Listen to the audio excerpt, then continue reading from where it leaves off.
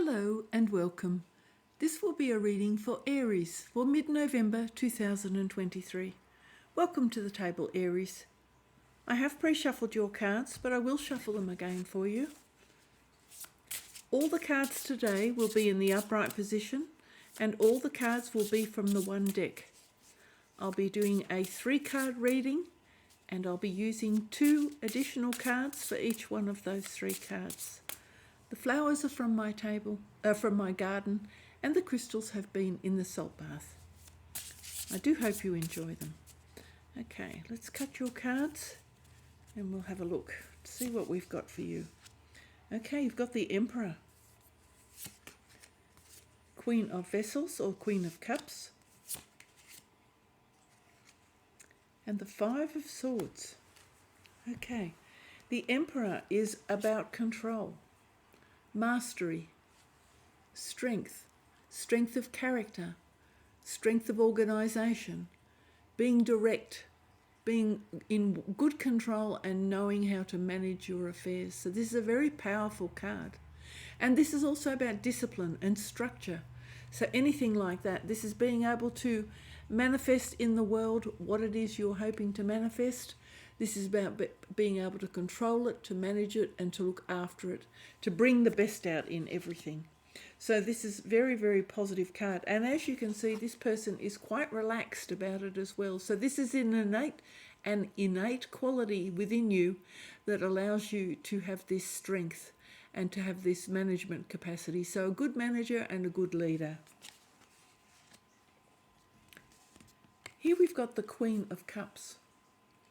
Now, the Queen of Cups is able to control her emotions. She knows what she wants.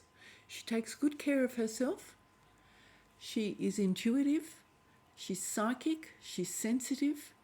She only puts her love into things that she values, because unless she is receiving something in return, she is not going to invest her energy into a hollow vessel, something that doesn't give reciprocation to her. She won't invest her time or energy on it. This is a sealed vessel or a sealed cup, and she's not going to take the lid off unless somebody is worthy of receiving her love. She knows the value of her love. So it's that recognition of knowing the value of your love and not pouring your love. It's not casting swine before pearls. Pearls before swine. You know what I mean. I've made a mess of that one. So not pouring out your love to someone who isn't going to recognise what you are bringing to the table, not valuing what you're offering. Now here we've got the 5 of Swords. So the 5 of Swords here in this situation, you can see by the portrayal on this card, this blacksmith is mending on his anvil, he's mending a sword. So perhaps there has been some argument or some hurtful words around you. Perhaps you've spoken hurtful words, in which case maybe an apology is owed, or perhaps you're expecting an apology. This is somebody who is making or doing repairs to swords that have been used in the wrong way.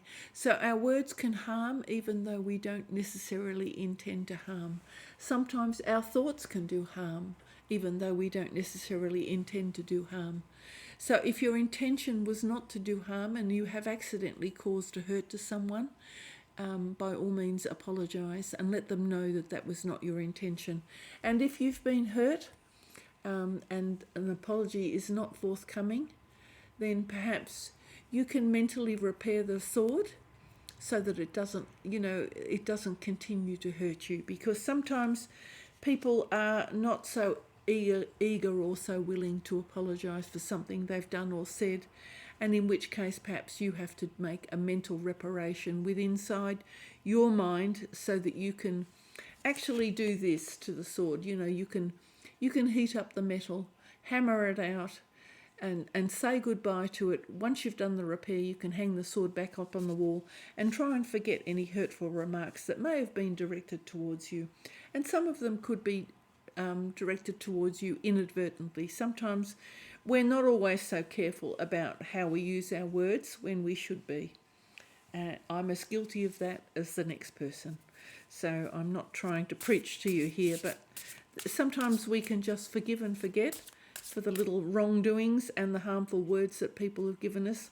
A number 5 card is more, this is sort of more gossip or slander, smaller things rather than really big events that are really, really painful. So, but these are the small hurts and the small pains and the small harms that we do along the way.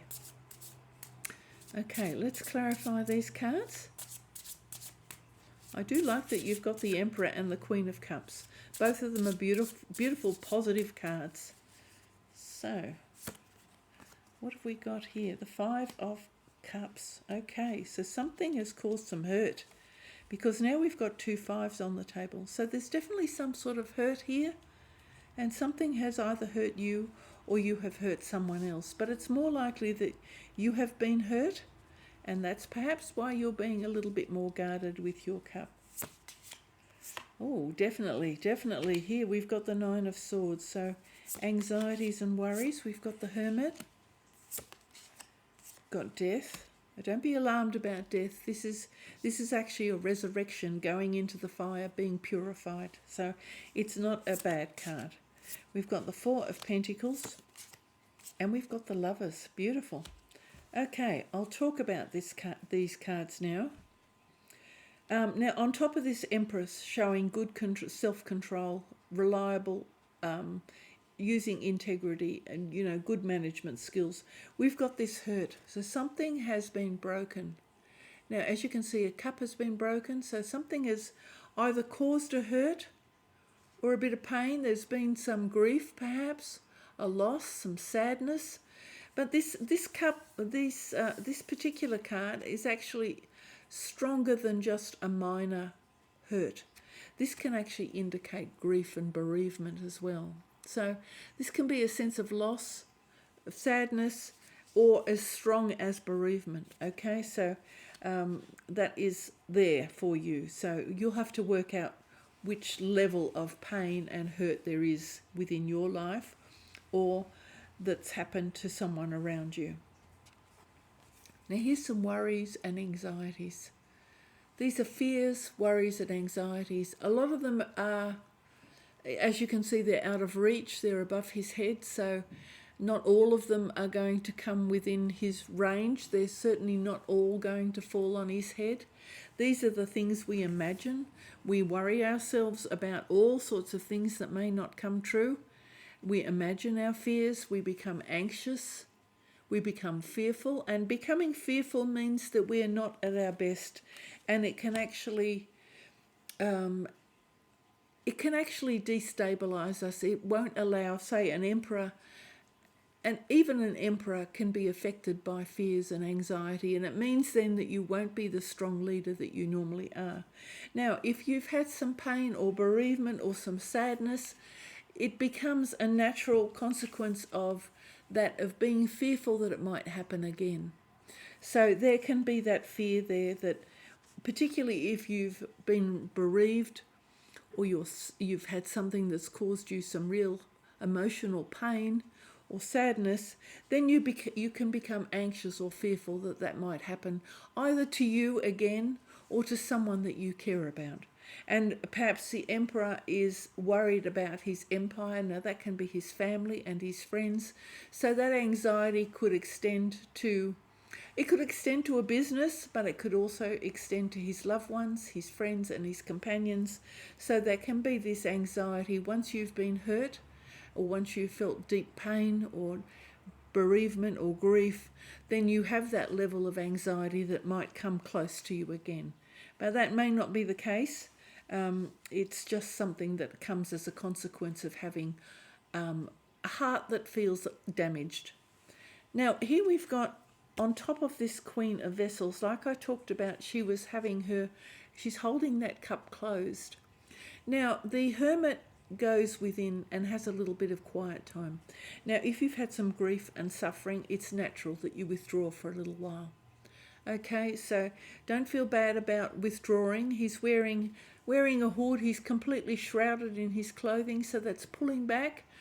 It's symbolic of actually pulling back, going within the cave or going within yourself, searching for that inner light, searching for what is guiding you on your path, having the confidence to come out of the cave, knowing that you're holding a lantern to light the path for you.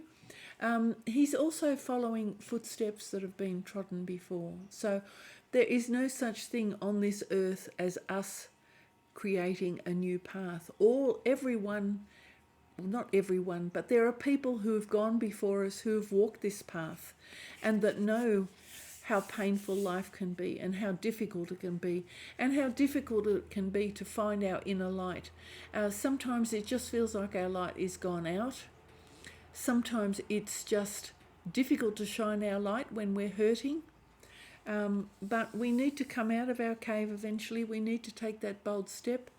Life is about a cycle. There are beginnings and endings. There's an Arubis here. So it's always about beginnings and endings and starting again. Just like we've had great-grandparents and great-great-grandparents, they live their lives and so it moves on. So it's part of that cycle of life that we talk about, and knowing that other people have walked the path before you. So if you do need to hold your cup closed for a while your emotions are healing, perhaps as a consequence of grief, perhaps you're not so outwardly expressive at the moment, or perhaps you don't feel you can move forward, but you will need to, and this is, listen, as you can see, he's got a bird there, so listening to your intuition, listen to your spirit guides, listen to the whisperings of your ancestors. Take comfort if you've lost someone recently. Try and remember the good times, remember what their touch felt like, remember the kind words they spoke to you and that you spoke to them, and that will bring you some comfort in your heart. Now, you've got death. So death is a resurrection process. This can be a whole new way of thinking, a whole new way of moving forward in the world. This is when you're letting go of the old and bringing in the new. This is the cycle that we're talking about. Both of these images have got the bird there. So this is that ancestral cycle that we all follow. This is the cycle of life. We have good times and we have bad times. The bad times, we process those. They go into the fire, and from the fire we rise up again. Just like even the people who have the most tremendous grief in this world, sometimes the suffering is so imaginably unbearable that you wonder how those people move forward. But gradually we find a way of processing it, or the majority of people hopefully do. We process that. It takes time, it takes help from our fellow men, and we are able to process that. If you have a spiritual connection, it is much easier to process these things, and we rise up again and we become a new person. But again, I'm asking any of you here that are able to tune into your intuition or to tune into the soft words from your ancestors, and they can be little whisperings. Don't negate those. Sometimes those whisperings seem like, I didn't hear that. Yes, you did. It's having the confidence to believe those little whisperings are there.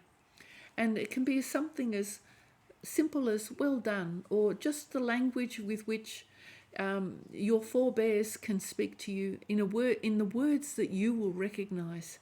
And take those on board, because that's them speaking to you and reaching out to you to encourage you to keep going. Now, on top of this Five of Swords, this is the card of hanging on tightly. So in this case, because it's on top of the Five of Swords, and perhaps I was talking here about an apology. If there's an apology owed, don't hang on tightly, don't hang on too long. Just go out there and do it. Get it over and done with, because hanging on even that one more day just causes suffering. So this is a card of being miserly or hanging on too tightly. Because there are no other pentacles on the table, I don't think it relates to your money. I think it's probably about hanging on too tightly, perhaps to your fears, perhaps hanging on too tightly to pain, if you've pardon me, if you've been hurt. So just release that. Don't hang on tightly. Make the apology if you have to. If you can't get an apology for somebody who's hurt you, then try and do the reparation work yourself and just let that person go, the person who's injured you in some way. Just try and do the reparation work and allow that person to go free without the apology, because some people are not big enough to make an apology, or they're not aware enough that they need to make an apology. And here we've got the Lovers. So this is a beautiful card because this is harmony and balance. This is a connection, a divine connection. This can be you and your partner in unity, aiming for the highest good, bringing the best out in each other, in mutual love, in mutual confidence, in mutual trust. But this can also be you and your subconscious pulling together your shadow side, your good side, your divine side. We're all divine creatures, but sometimes we go into our shadow side and we disappoint ourselves. But it's natural for us to have two sides of ourselves, and we need to mesh that together. So when you're able to pull both sides of yourself together again, you become unified. You're able to radiate love. You're able to radiate your inner light. You're able to radiate your divine being, and you are able to express your love openly in the world. So this is wonderful. As you can see now, this is the reason I've mentioned that is because of the sun and the moon there. It's not just about love, it's about the masculine and the feminine side of you. It's also your shadow side and your other side that we like to show the world. We have our good side that we like to show the world, but we all have a shadow side. So when you can mesh that all together, you become a harmonious being, and you are then able to radiate your confidence out into the world. You're able to become a good leader. You'll be able to become a good person in the world, because recognizing that we have a shadow side helps us to forgive other people's shadow side when they come forward with their shadow side and approach us. So being aware that we all have a shadow side and we're all human, and that we all err, and that we all fall short of being perfect, and we all fall short of living our best lives. So once you recognize that within yourself, then you can be more forgiving of others as well. I do hope this reading has helped you in some way. Thank you so much for watching, Aries. Bye for now.